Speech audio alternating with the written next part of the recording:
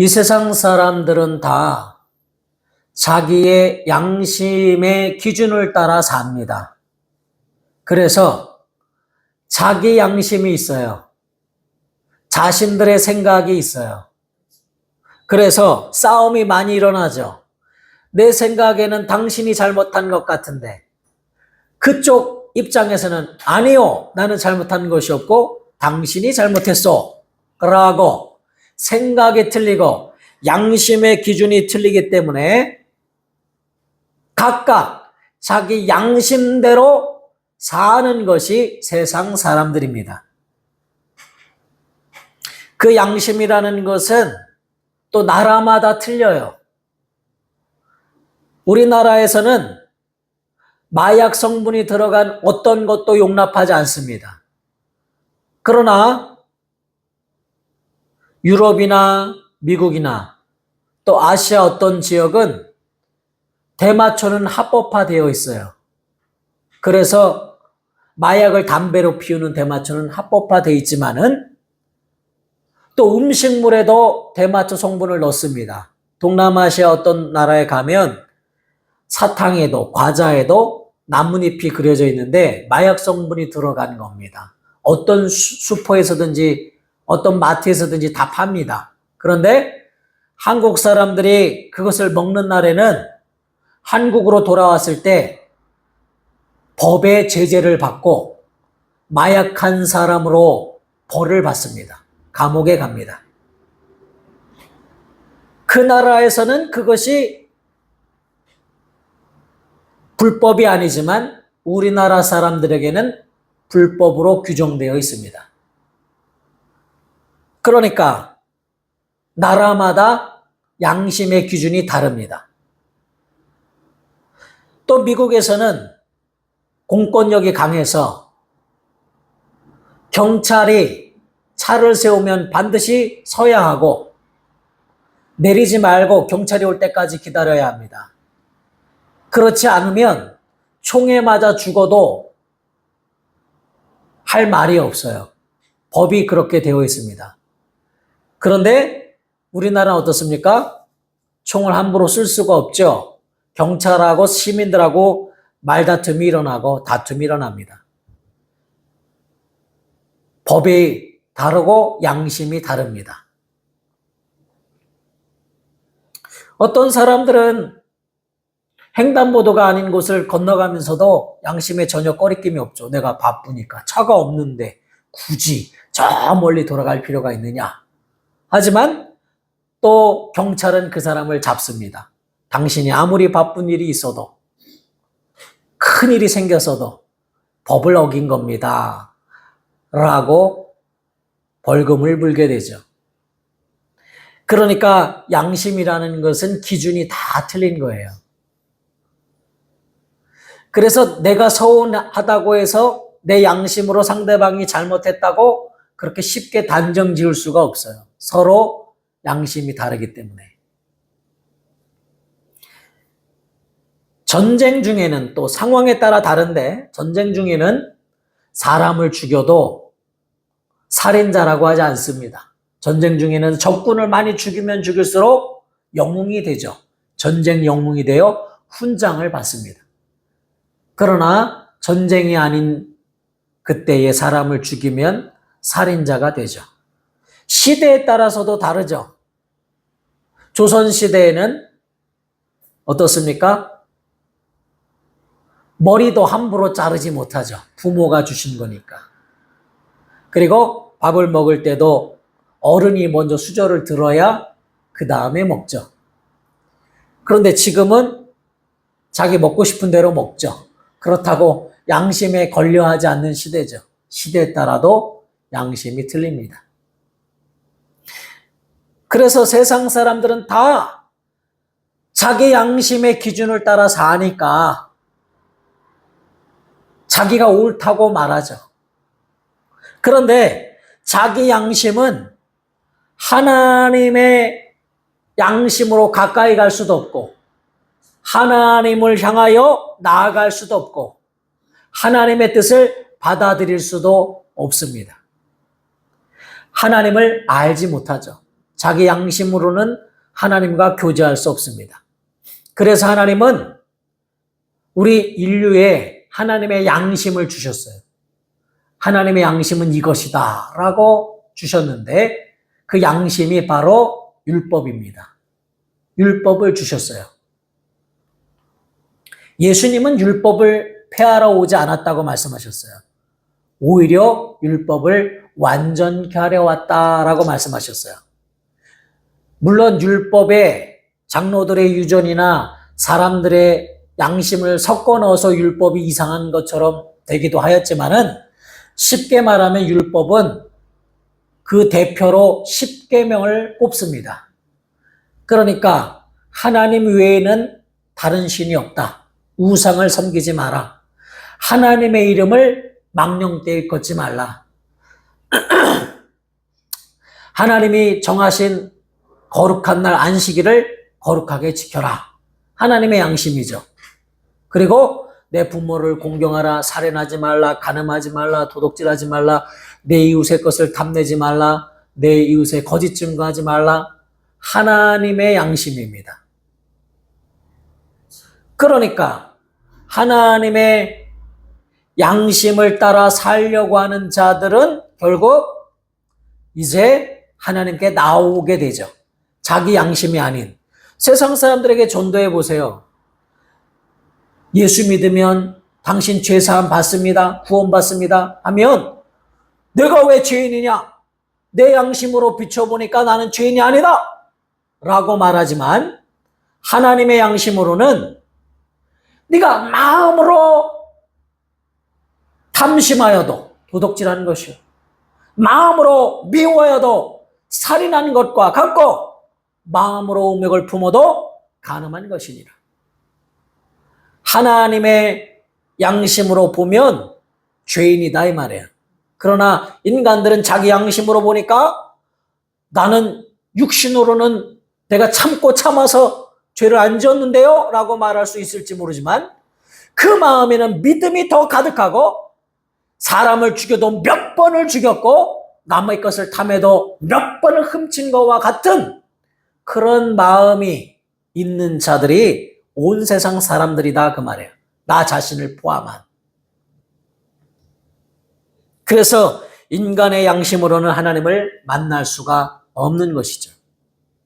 그래서 하나님은 하나님의 양심의 기준을 따라 살기로 작정한 자들이 하나님께 나오도록 하셨습니다.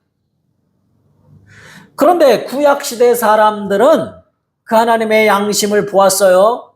그렇지만 그들은 두려움으로 하나님을 섬겼습니다. 벌 받을까봐 두려워서, 저주 받을까봐 두려워서. 율법 자체도 예수님이 해석해 주었습니다. 율법이 무엇입니까? 계명이 무엇입니까? 할 때 두 가지로 설명해 주셨어요. 너희 주 하나님을 마음을 다하고 힘을 다하고 성품을 다하고 목숨을 다하여 주 너희 하나님을 사랑하라. 이것이 첫째 되는 계명이요. 내 이웃을 내 몸과 같이 사랑하라. 이 두 계명 안에 하나님의 모든 말씀이 들었느니라. 10계명도 첫째부터 네 번째 계명까지 하나님을 사랑하고 다섯째 계명부터 열째 계명까지 이웃을 사랑하라 하는 말씀으로 가득 차 있죠. 그러니까 율법도 본래는 하나님이 진짜 하나님을 사랑해서 지켜야 할 것으로 주셨지만 인간들은 하나님을 사랑할 능력이 없었습니다. 그저 두려워서 율법을 지켰지만 예수님이 바리새인을 향하여 욕하신 것처럼 너희 행동으로는 회칠한 무덤같이 깨끗해 보이지만 너희 마음은 무덤같이 죄가 가득하다. 하나님을 사랑함이 너희 안에 없느니라 라고 탄식하셨습니다. 그것이 인간입니다. 우리는 바리새인들만을 향하여 손가락질을 할 수 없는 죄인입니다. 사도 바울조차도 나는 곤고한 자로다. 내가 날마다 육체의 법과 싸우노라. 그러나 생명의 성령의 법이 죄와 사망의 법에서 나를 해방하였느니라. 내 정과 욕심을 날마다 십자가에 못 박노라. 나는 날마다 죄를 자복하고 회개하고 날마다 죽노라. 그래야 살 정도로 인간은 그러한 존재인 것이죠. 그래서 우리가 하나님의 양심까지 나온 것으로 끝나는 것이 아니고 하나님은 어디까지 바라시느냐? 양심의 자유에까지 이르기를 원하시는 거예요. 양심의 자유.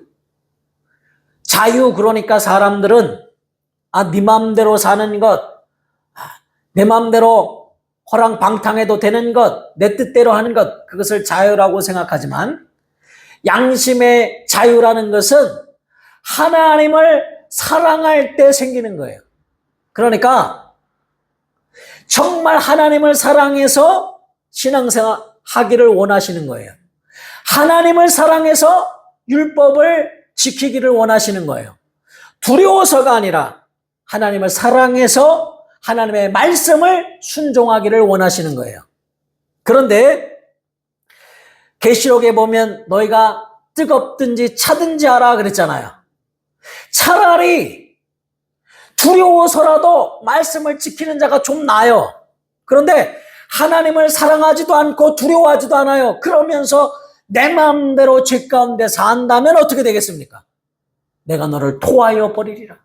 미지근한 자들, 하나님을 두려워서 주일 성수하고 하나님 무서워서라도 해야 되는데 그것도 아니고 하나님은 거기까지 원하시는 것도 아니에요. 정말 하나님을 사랑하기를 원하시는데 정말 사랑해서 기쁨으로 사랑하는 자를 기쁘게 하시려고 하나님을 섬기기를 원하시는데 그렇지 않다면 성경에 뭐라고 말씀하십니까? 예수님이 나는 너를 모른다 하리라. 네가 아무리 사랑한다고 하면서 울리는 꽹가리처럼 예언하고 네 몸을 불사르게 내어질지라도 사랑이 없으면 가치가 없고 사랑이 없으면 아무것도 아니니라. 하나님이 기억하지 않는다는 거예요. 하나님을 사랑하지 않고 내가 내 이름으로 귀신을 쫓아내며 선지한 노릇했을지라도 나는 너를 모른다 하리라. 도리어 하나님을 믿기로 작정하고 교회에 나왔으면서도 율법 아래 있는 자만도 못한 자들, 두려워서 하나님을 섬기는 것만도 못한 자들, 하나님을 사랑하지도 않는 자들, 하나님이 부인하시겠다는 겁니다. 나는 너를 모른다 하리라. 더 두렵고 떨리는 말씀을 우리에게 하신 것을 기억해야 합니다. 그러니까 우리는 양심의 자유까지 이르러야 하는데 두려워서 지키는 율법을 넘어서서 하나님의 양심대로 살겠다고 세상 사람들과 구별되어 하나님께 나왔는데 그거보다 더 큰 단계인 양심의 자유까지 이르러야 한다 그 말이에요. 하나님을 사랑해서 하나님께 순종하는 단계까지 이르러야 한다는 거예요. 쉽게 이해할 수 있도록 설명한다면 이런 것과 같습니다. 정말 사랑하면 어때요? 자유롭습니다. 우리가 연애할 때 정말 사랑하면 뽀뽀도 하고 밥 먹다가도 우리가 드라마 같은 데 보면 키스도 하고 좀 더럽죠, 우리가 생각할 때는. 아니 밥 먹다가도 키스하고 그런데 자유롭잖아요. 편안하잖아요. 왜? 사랑하니까. 사랑하니까 지켜주거든요. 사랑하니까 순종합니다. 근데 사랑하지 않는다면 의무로 한다면 얼마나 힘들겠어요. 내가 의무로 두려워서 한다면 법이니까 지킨다면 얼마나 힘들겠어요. 그런데 사랑해서 한다면 자유로운 것이에요. 사랑해서 한다면 그곳에 기쁨이 있는 거예요. 무엇을 해도 기쁨으로 하나님을 섬기게 되죠. 그러나 두려워서 하나님을 섬긴다면 그 안에는 기쁨이 없죠. 두려움만 가득하죠. 자, 그래서 여기 레마의 말씀 한번 보시면 갈라디아서 3장 23절로 27절 중간에 있는 말씀 같이 함께 읽겠습니다. 갈라디아서 3장 23절 27절 시작. 믿음이 오기 전에 우리는 율법 아래에 매임받고 계시될 믿음의 때까지 갇혔느니라. 이같이 율법이 우리를 그리스도께로 인도하는 초동 교사가 되어 우리로 하여금 믿음으로 말미암아 의롭다함을 받게 하려 함이라. 믿음이 온 후로는 우리가 초등교사 아래 있지 아니하도다. 너희가 다 믿음으로 말미암아 그리스도 예수 안에서 하나님의 아들이 되었으니 누구든지 그리스도와 합하기 위하여 침례를 받은 자는 그리스도로 옷 입었느니라. 아멘. 정말 믿음이 오기 전에는 양심의 자유까지 이르는 하나님을 사랑하는 믿음이 오기 전에는 다 율법 아래 있었다는 거예요. 인간의 양심을 초월해서 하나님의 기뻐하시는 양심대로 살기로 작정하고 하나님 앞에 나왔지만 믿음이 오기 전에는 율법 아래 갇혀서 초등교사의 지시를 받는 어린아이 같은 그러한 수준에 머물렀다는 거예요. 자, 여기 레마의 말씀 히브리서 5장 12절로 14절 첫 번째 있는 말씀 하나님의 말씀이니까 우리 한번 같이 읽겠습니다. 시작. 때가 오래므로 너희가 마땅히 선생이 되었을 터인데 너희가 다시 하나님의 말씀의 초보에 대하여 누구에게서 가르침을 받아야 할 처지이니 단단한 음식은 못 먹고 젖이나 먹어야 할 자가 되었도다. 이는 젖을 먹는 자마다 어린아이니 의의 말씀을 경험하지 못한 자요 단단한 음식은 장성한 자의 것이니 그들은 지각을 사용함으로 연단을 받아 선악을 분별하는 자들이니라. 아멘. 율법 아래 있는 자들은 어린아이 같다는 겁니다.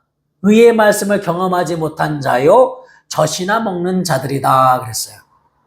그러나 하나님을 사랑하여 순종하는 믿음이 있는 자들, 양심의 자유를 가지고 하나님을 사랑하는 마음을 가지고 하나님을 섬기는 자들은 장성한 자다, 단단한 식물을 먹는 자다, 예수로 옷 입은 자다 라고 말씀했어요.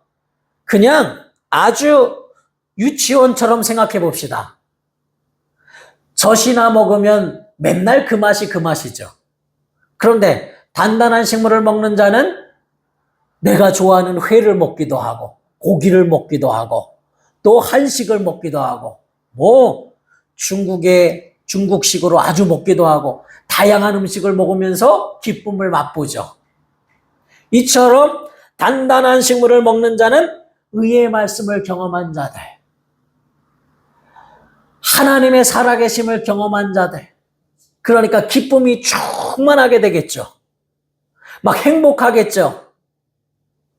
맨날 젖이나 먹는 자들은 무슨 맛인지도 모르겠죠. 그냥 배고프면 울고 입에 물려주면 빨고. 그러나 단단한 식물을 먹는 자들, 바로 양심의 자유를 가지고 다시 말하면 하나님을 사랑함으로 하나님을 섬기는 자들은 날마다 하나님의 사랑을 경험하고 기쁨을 경험하게 되는 것이다 그 말이에요. 그래서 오늘 본문 말씀에 오직 성령의 열매는 사랑과 희락과 화평과 오래 참음과 이렇게 나갑니다. 고린도전서 13장은 사랑장이라고 하는데 사랑은 오래 참고 온유하고 시기하지 않고 사랑은 어쩌고 저쩌고 하다가 진리와 함께 기뻐하고 하나님의 말씀으로 기뻐하고 진리이신 예수님과 함께 기뻐하고. 그러니까 거기서 사랑은 인간적인 사랑을 먼저 말하는 게 아니에요. 하나님의 사랑이 없다면 울리는 꽹과리와 같고 하나님의 사랑이 없다면 내 목숨을 내어줄지라도 아무것도 아니요 아무 의미도 없고 하나님이 기억하지 못하실 뿐만 아니라 하나님을 사랑하지 않고 신앙생활을 한다면 나는 너를 모른다 하리라 아무 쓸데없어 사람들에게 밟힐 뿐이다 그 말이에요. 그래서 정말 하나님을 사랑한다면 하나님을 사랑하는 성령님이 내 안에 계셔서 성령님이 우리 주 예수 그리스도의 은혜를 깨닫게 해주시고 그 하나님의 사랑을 깨닫게 해주셔서 그 사랑 때문에 하나님을 사랑한다면 하나님을 사랑하는 그 마음을 우리에게 넣어주신다는 거예요. 성령의 열매는 사랑과 그리고 희락, 기쁨이 충만하게 된다는 거예요. 사랑하니까. 사랑해서 하니까.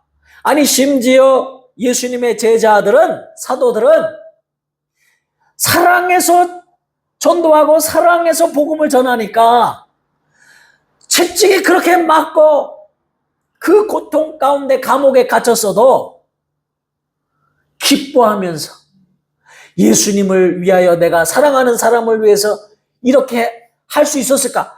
율법 아래 있었다면 할 수 없는 그것들을 성령을 받은 다음에 예수님을 사랑하는 마음이 막 흘러 넘치니까 아니 내가 어떻게 이렇게 할 수 있지? 예수님이 십자가 달릴 때는 도망가던 나였는데 이제는 채찍에 맞아도 어떻게 이렇게 기쁨이 넘치지? 스데반이 돌에 맞으면서도 하늘 보좌에 서신 예수님을 보면서 어떻게 천사 얼굴같이 되어 있지? 자기 자신도 놀랄 만큼 막 기쁨이 샘솟는 거예요. 하나님을 사랑하니까. 그 사랑의 마음을 성령이 주셨기 때문에 그 사람들이 대단해서 기쁨으로 나아간 게 아니에요.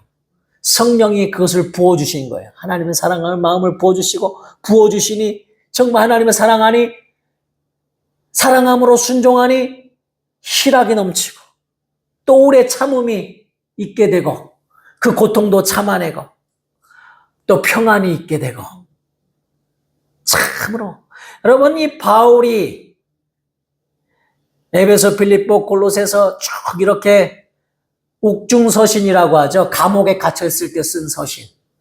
그 감옥은 막 온물이 흐르고 있고요. 쓰레기가 막 흐르고 있고 음식도 엉망인데다가 불빛 하나 없는 곳에 여러 번 매를 맞고 갇혀 있어야 되는 그런 감옥. 그런 감옥에서 그 아름다운 편지를 썼다는 것이 우리가 그 성경을 읽을 때 그걸 한번 생각해 봐야 돼요. 오히려 막 사랑이 넘치잖아요. 서로 사랑하라. 내가 다시 말하니 서로 사랑하라. 하고 그가 그 끔찍한 감옥에 빛 하나 없는 감옥에 먹을 것 하나 없는 그 감옥에 우물이 흐르는 쓰레기 냄새가 가득한 그 감옥에 피가 흐르고 고통이 있고 매맞음이 있는 그 감옥에서 편지를 교회에 썼을 때 아름다운 편지가 나오는 것은 바로 성령이 그 안에 계시기 때문이에요. 성령이 하나님을 사랑하는 마음을 깨닫게 해주셔서 하나님 앞에 나아갈 수 있게 해주시고 기쁨을 주셨기 때문이다 이 말이에요. 우리가 양심의 자유, 다시 말하면 양심의 자유, 하나님을 사랑함으로 하나님을 순종하고 하나님을 사랑함으로 하나님을 섬기는 그곳에까지 이룰 수 있는 방법은 성령께서 하나님의 사랑을 먼저 깨닫게 해주셨기 때문이에요. 그래서 하나님이 독생자를 내게 보내어 그가 너를 대신하여 이 세상에서 너무나 가난하게 사셨고 사람들의 버림받으셨고 핍박을 받으셨고 매를 맞고 침뱉음을 받고 따귀를 맞고 가시면류관을 쓰고 십자가에 못 박혀 물과 피를 다 쏟으시고 그 십자가 위에서도 조롱당하시고 너 때문에 죽으셨다. 하나님의 사랑의 깊이와 그 넓이를 그러므로 내 죄는 이미 사함을 받았느니라. 네 죄가 주홍같이 붉을지라도 흰 눈보다 더이게 하시는 보혈로 말미암아 깨끗함을 받았노라 하고 성령이 우리에게 임하시면 그 사랑을 깨닫게 해주심으로 나도 예수를 사랑하도록 양심의 자유까지 이루도록 성령이 역사하신다는 겁니다. 사실 하나님은 우리의 사랑이 필요 없으신 완전하신 분이에요. 영원 전부터 삼위가 아버지와 아들과 성령 삼위가 한 분이신 분이에요. 그때는 아들이라고 말하지 않았겠지만 여튼 삼위이신 하나님이 한 분이신 분이에요. 그래서 서로 지극히 사랑하십니다. 서로 하나님끼리 사랑하는 사랑을 신학적 용어로 카리타스라고 합니다. 아버지는 아들을 지극히 사랑하시고 아들은 아버지를 지극히 사랑하시고 또 어떤 아버지가 가장 위에 있고 아들이 중간에 있고 그런 것이 아니에요. 빌립보서 2장 5절 이하에 보면 하나님 품속에 계셨던 하나님, 그때는 동등하신 하나님이라고 그랬습니다. 세 분이 동등하신 하나님, 그런데 한 분이신 하나님. 그 하나님이 서로 사랑하십니다. 지극히 사랑하십니다. 예수님이 이 땅에 육신이 되어 오셨을 때도 저는 내 사랑하는 아들이요 내 기뻐하는 자라 라고 하나님 아버지가 말하실 만큼, 고백하실 만큼 너무 사랑하시는 분이에요. 그런데 우리 인간이 사랑받을 만한 가치가 있어서 하나님의 사랑을 받느냐? 아니에요. 예수의 은혜 가운데 들어왔기 때문에, 예수님의 몸이 되었기 때문에, 그 피로 사신 바 되었기 때문에, 예수님이 우리를 사랑하셔서 자기 피로 사신 교회가 되었기 때문에, 그 카리타스, 하나님이 지극히 사랑하는 사랑 안에 우리가 들어오게 된 것이에요. 내 안에 예수를 사랑하는 마음이 없다면, 예수가 없다면 하나님은 나를 사랑하지 않습니다. 내 안에 하나님이 지극히 사랑하는 예수님이 계시기 때문에, 예수님 때문에, 예수님의 몸이 되었기 때문에, 또 내 안에 성령이 이제는 임하셔서 나를 성전 삼으셨기 때문에 하나님이 우리를 지극히 사랑하시는 거예요.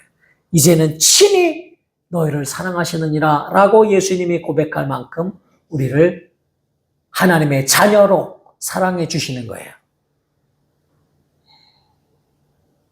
그런 사랑이 있을 때에, 그 사랑을 성령으로 말미암아 알게 될 때에 자유를 누리게 되는 거예요. 진정한 자유를. 그래서 하나님을 사랑함으로 이제 율법이 짐이 아니라 쉽게 지키게 되는 거예요. 왜냐하면 우리가 비록 죄를 지어도 계속해서 용서하시는 예수님의 사랑이 우리에게 넘쳐나기 때문에 더 자유로운 거예요.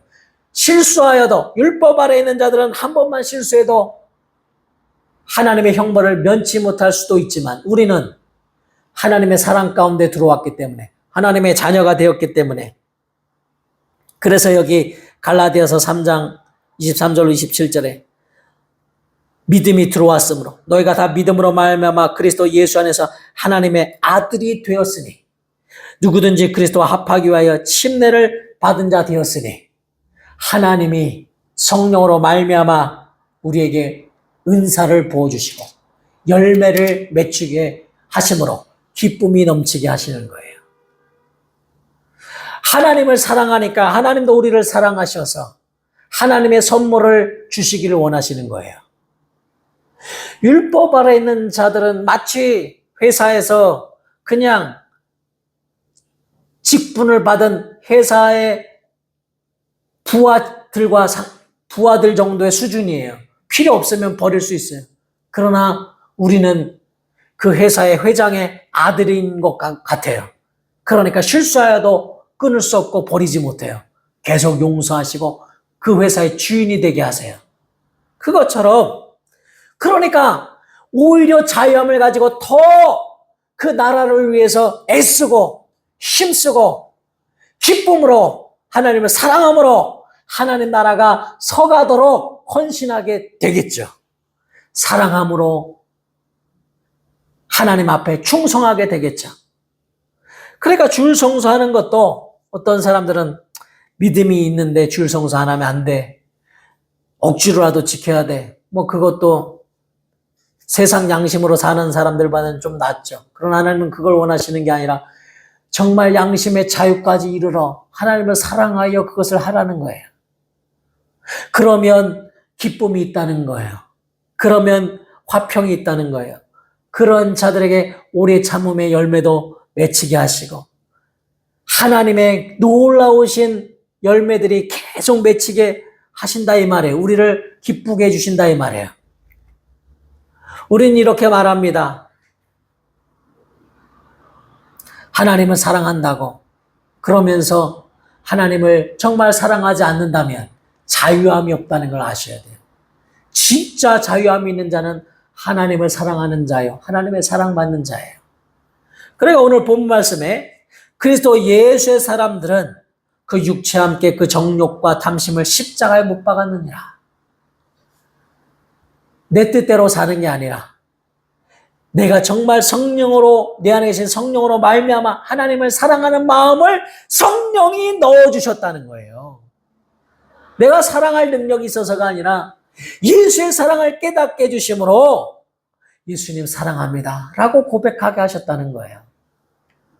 그래서 우리가 그럼 어떻게 하나님을 사랑할 수 있습니까? 양심의 자유까지 어떻게 이룰 수 있습니까? 성령이 깨닫게 해주셔야 이룰 수 있어요. 그러면 성령이 기뻐하시는 것이 무엇입니까? 성령 하나님은 예수님을 정말 사랑하세요. 예수님의 변호자, 파라클레토스, 예수님을 변호하러 오신 분이에요. 예수님을 사랑하시는 하나님이세요. 그러니까 예수님 사랑합니다라고 내가 고백할 때 내 안에 계신 성령님이 기뻐하세요. 따라하십니다. 예수님을 사랑합니다. 정말 예수님을 사랑해 보세요. 먼저 그 나라를 구해 보세요. 예수님을 정말 사랑하기를 원하세요. 성경에 하나님은 질투하는 하나님이라고 말씀하시잖아요. 또 내 아내나 아비나 전토나 자식이나 이 세상 것보다 나를 더 사랑해라. 이 세상 것을 나보다 더 사랑하면 나와 합당하지 아니하고 내 제자가 될 수 없고 라고 말씀하시죠. 하나님의 사랑이 부족해서가 아니에요. 정말 그렇게 하나님을 사랑할 때에 하나님이 우리에게 주시고자 하는 하늘의 신령한 복을 정말 주시기를 원하고 계시다 이 말이에요. 막 부어주시려고 하는데 하나님보다 아내를 더 사랑하지 말라는 게 아닙니다. 먼저 하나님을 더 사랑하고 네 이웃을 내 몸같이 사랑하라. 두 번째 이다 이 말이에요. 하나님을 지극히 사랑하면 하나님의 사랑의 열매를 우리에게 성령이 부어주신다는 거예요. 그 기쁨을 부어주신다는 거예요. 의의 열매를 맺게 해주시고 의를 경험하게 해주신다는 거예요. 하나님의 말씀을 경험하게 해주신다는 거예요. 그 기쁨이 충만하게 해주신다는 거예요. 그래서 이렇게 오늘 본 말씀에 갈라디아서 5장 22절로 25절에 이렇게 말씀했습니다. 마지막 절에 만일 우리가 성령으로 살면 또한 성령으로 행할지니. 그러니까 양심의 자유까지 이른 사람들, 하나님을 사랑하여 신앙생활하는 사람들은 성령으로 사는 거예요. 성령으로 사는 거예요. 그리고 성령으로 행하는 자들이에요. 그런 자들에게는 하나님의 복을 부어주실 때에 금지할 어떤 법도 없다는 거예요. 아무도 막을 수 없다는 거예요. 하나님이 사랑하시려고 작정한 자들에게 주시는 하나님의 그 사랑과 희락과 화평과 오래 참음과 자비와 양성과 충성과 온유와 절제, 이런 것을 우리에게 부어주신다는 거예요. 육신의 것은 걱정하지 마라. 하나님 나라와 먼저 그 일을 구하라. 그리하면 이 모든 것을 너에게 더해 주시리라. 물건과 인권은 하나님이 이미 더해 주신다는 거예요. 그래서 영권을 구하라는 거예요. 하나님을 사랑하라. 그래서 간단하게 말씀드리겠습니다. 결론만. 그러면 어떻게 하나님을 사랑할 수 있습니까? 먼저 입술로 고백하는 것부터 시작하는 겁니다. 아주 쉽습니다. 마음으로 믿어 의에 이르고 입으로 신하여 구원에 이르느니라. 그러니까 이렇게 고백하는 겁니다. 예수님의 사랑을 더 깊이 알기 원합니다. 예수님의 피를 믿습니다. 내 죄를 용서하시옵소서. 예수님 사랑합니다. 예수님 사랑합니다. 또 예수님 사랑하도록 성령이여 역사하여 주옵소서. 또 내 안에 계신 성령님 사랑합니다. 내가 성령님 사랑함이 부족했습니다. 하나님의 사랑함이 내 안에 없음을 압니다. 성령님을 사랑하는 마음을 내게 부어 주옵소서. 그렇게 입으로 시인하라는 거예요. 여러분이 예수님을 사랑한다고 고백하면 성령이 열매를 맺게 해주시고, 내가 성령님 사랑합니다 고백하면 성령은 기뻐하셔서 우리에게 주시고자 하시는 그 뜻대로 나눠주시는 은사들을 나눠주시고 열매들을 맺히게 해주신다 이 말이에요. 내가 의의가 있어서가 아니라 내가 억지로 그것을 두려워서 지킨 것도 아니고 다만 입술로 고백하기만 하면, 하나님을 사랑하기로 작정하기만 하면, 그렇게 기도하면 하나님이 도우시고 역사해 주신다 약속하고 계시는 것입니다. 그러므로 우리 모두가 입술로 고백하여 하나님 사랑합니다. 예수님 사랑합니다. 성령님 사랑합니다.